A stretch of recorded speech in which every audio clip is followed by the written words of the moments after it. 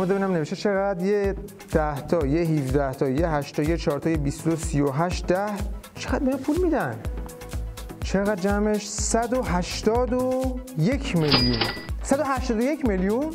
80 میلیون. 181 میلیون. 181 میلیون. یک ماه. چی خبر؟ نمیدانم آقا، من فارسی بلدی نیست. بعد این 181 میلیون تومان به دلار میشه چقدر؟ 60,000. 60,000 دلار در ماه؟ آفساید.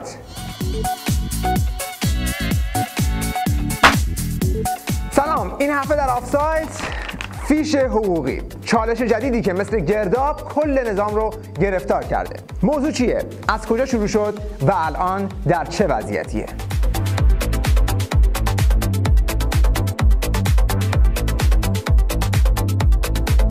همه داستان از این فیش حقوقی 87 تومانی شروع شد. یعنی 87 با 6 تا 0 تومن حقوق یک ماه این مدیر بوده. پشت بند این توی جنگ جناحی چند تا فیش دیگه رو شد با عددهای بزرگتر و صفرهای بیشتر. همین که آنتن‌ها روی این قضیه حساس شد که آقا مثل اینکه توی مملکت خبرای یه سری رئیس رؤسا هستن که دارن حقوق‌های نجومی به جیب میزنن، ماشین‌های دروغ بافی هم دست به کار شدن و رفتن تو خط چپ کردن میز که اصلا کی گفته کدوم فیش کدوم حقوق. این اصلا مال یک نفر نبوده، مال 10 نفر بوده، مال یک ماه نیست، مال 10 ماه بوده و از اینجور توجیهات.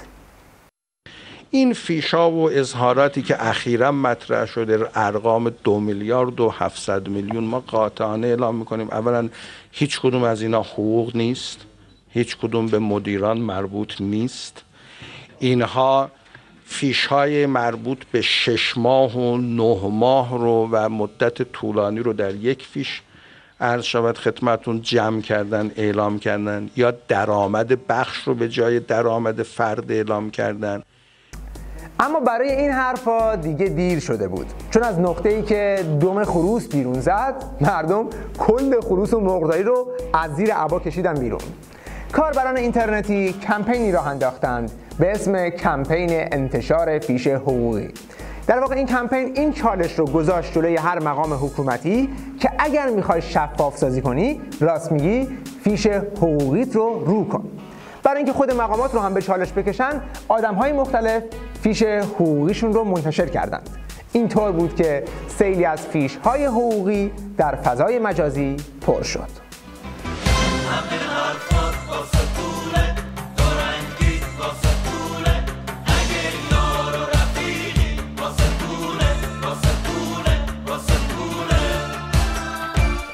قضیه که کش پیدا کرد دیگه عبای روحانی رو هم کشید وسط، چون موضوع برمیگشت به وزرا و مدیران دولت خودش.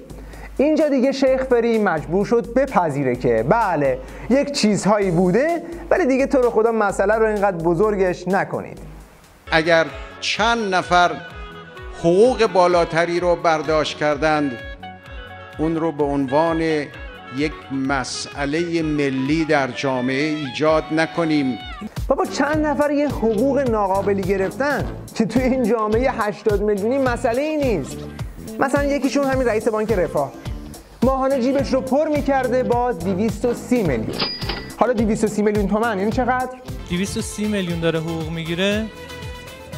بخواد به 1 میلیون هم حساب کنیم، برای حقوق 230 نفر رو داره میگیره. بله میگیره. ولی از کی میگیرن مهمه. بالاخره کی گذاشته سر کار؟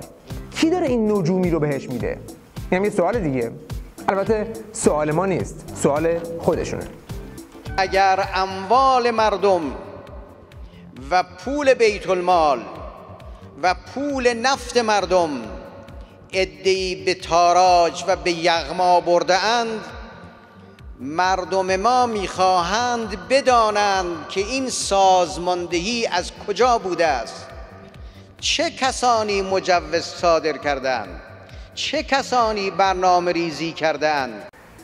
واقعا چقدر پنهانی داره عمل میکنه اون کسی که داره سازماندهی میکنه. حتی خود رئیس جمهور نظامشون هم خبر نداره. کی میتونه باشه؟ در رابطه من یه موضوع توضیح بدم. همین بانک رفاه کارگران که موضوع از اون شروع شد، ما یک پرونده سنگینی قبلا که ایشون رئیس بانک ملی بود تشکیل دادیم. پرونده الان در دادسرا مطرح هستش. آقای فریدون، حسین فریدون اصرار کرد به من که این آقا بیاد رئیس بانک رفاه کارگران. من به شدت مخالفت کردم و گفتم ایشون پرونده سنگینی داره، ولی متاسفانه با اصرار ایشون و لابی ایشون این شد رئیس بانک رفاه کارگران. حسین فریدون اصرار کرده بود این یارو رئیس بانک بشه. حالا حسین فریدون کدوم است؟ این که حسن فریدونه. آها، اون که داره باد میزنه، باد بزنه شیخ فری. این که داداششه، فامیل در اومدن که. حالا این حسین فریدون چیکار است تو این دولت؟ آقای فریدون تو این کشور چه کار میکنه؟ آقای رئیس جمهور اگر بناست برخورد کنه زیاد نمیخواد بگرده، به اخوی محترم خودش توجه بکنه. پس معلوم نیست دقیقاً چه کار است. احتمالاً یک چیزی تو مایه‌های مشائی برای دولت شیخ فریه. شیخ حسن هم که این حرف رو شنید رفت خونه که با داداشش برخورد جدی بکنه که یک صحنه مشابه این ایجاد شد.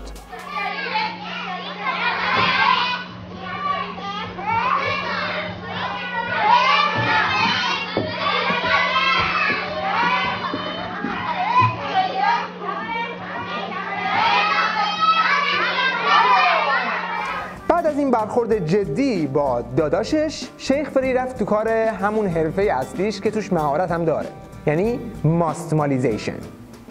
ممکنه آدم به ظاهر بگه که این خلاف قانون نیست، خلاف نص صریح آیین نامه نیست، ولی آدم کلاه خودش که قاضی بکنه ببینه این کار درستی نیست، کار منصفانه ای نیست. به هر حال ما حقوقی که میگیریم باید متناسب با خدمتی باشه که به جامعه داریم ارائه میدیم. یعنی میگه حالا داداش ما یه کاری کرد، اولا نقض قانون نبوده، یه کار غیر منصفانه بوده، یعنی یه خورده انصاف رو بیشتر کنه قضیه رفع و رجوع میشه.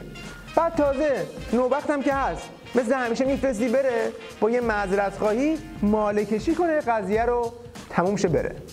ما از همه مردم، از همه همکارامون عذرخواهی میکنیم. حالا یه چند نفری اگر یه همچه حقوقی رو بگیرن، شما مطمئن باشید اولین کسی که مدافع حقوق کارکنان خودشه خود دولت هست. ما اجازه نمیدیم که چند نفر مثلا بخوان یه پاداشای ویژه‌ای بگیرن، همه دولت رو بخوام بدنامشون بکنن. این یعنی اگر قرار بر بدنامیه باید همه بدنام بشن، نه فقط دولت. شیخ فری برو براشون.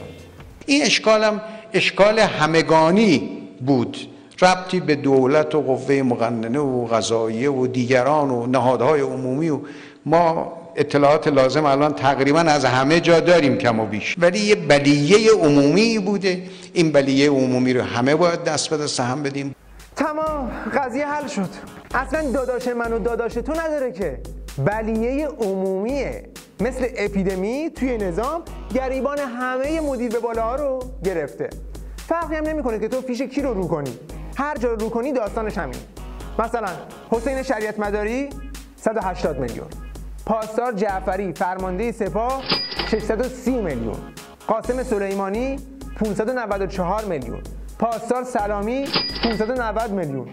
دیگه بالاتر که بری به بیت ولایت و مجتبی خامنه و اینا میرسی به فاز غیر قابل شمارش. یه نمونه جالبش هم همین رفیق دوسته. وقتی ازش سوال کردن که فیش حقوقیت رو منتشر میکنی یا نه، گفته بنده به مدت 6 سال است که نه از سپاه و نه از بنیاد حقوقی دریافت نمیکنم، زیرا احتیاجی ندارم و بر حسب علاقه و وظیفه مشغول به کار هستم. بله، چون خودش قبلا بانی سپاه بود و بنیاد مستضعفان، یعنی یکی از بزرگترین کارتل‌های اقتصادی منطقه زیر دستش بوده، الان احتیاجی به گرفتن حقوق نداره، چون خودش فیش حقوقی صادر میکنه. باشه، این یکی اصلا میگه که حقوق نمیگیره کنار. بقیه فرماندهان سپاه چی؟ یکی تو اینا پیدا نمیشه که فیش حقوقیش رو منتشر کنه؟ رمضان شریف، سخنگوی سپاه پاسداران: حقوق‌های نامتعارف در سپاه واقعیت ندارد. برای انتشار فیش حقوقی معذوریت حفاظتی داریم. با این قضیه فیش ها میخواهند اعتماد مردم به نظام را از بین ببرند. یعنی تا الان اعتماد مردم به نظام 100% بود، دیگه اگر این فیش های فرماندهان سپاه رو بشه اعتماد خدشه‌دار میشه و معذوریت حفاظتی ایجاد میشه براشون. این یارو مثل اینکه تا الان تو کمد بوده، خبر نداره که فیشه داره هر روز بیشتر رو میشه، دهن به دهن هم داره نقل میشه تا جایی که خود خامنه هم ته داستان رو خونده. یک مطلب هم درباره مسائل داخلی کشور، موضوع این حقوقها و برداشت‌ها که امروز در بین مردم رایج شده است که خبرش رو دهان به دهان نقل میکنند. البته این رو هم توجه داشته باشید، دشمنان نظام اسلامی میخواهند از این قضیه یک مستمسکی علیه نظام اسلامی درست بکنن.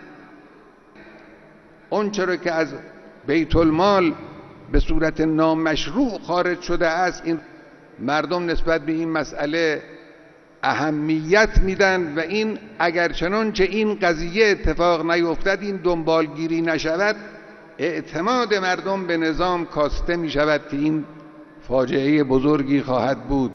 این فاجعه بزرگ همون آش کشک خالشه که بخوره پاشه، نخورم پاشه. آخه این ماجرای فیش حقوقی الان به جایی رسیده که نه دیگه میتونن کتمانش کنن و بگن دروغ بوده در اساس، نه میتونن بپوشوننش یا زیرابی از کنارش رد بشن و نه میتونن کسی رو به خاطرش قربانی کنن، چون پای همشون توش گیره. اینجاست که همشون میگن فیش میشه مشکل ساز وقتی که لو میره.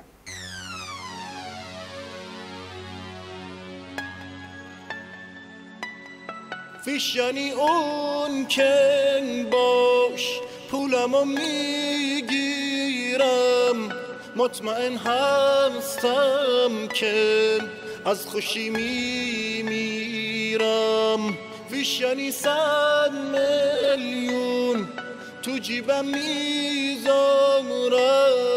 مطمئن هستم که همشون این کارن.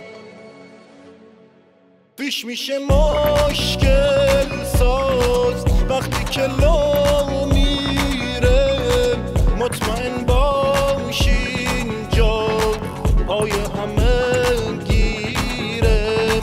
فیش یعنی پول مفت، فیش حقوقیمه، رئیس جمهور باشی یا مدیر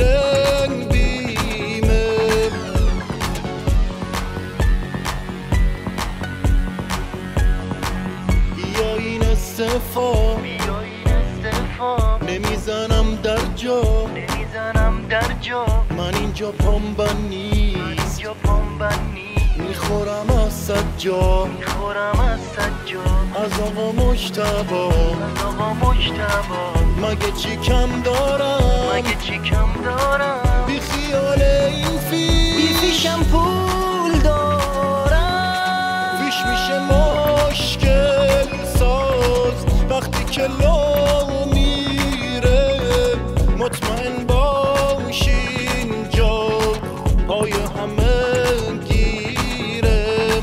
فیش یعنی پول مفت، فیش حقوقیمه، رئیس جمهور باشی یا مدیر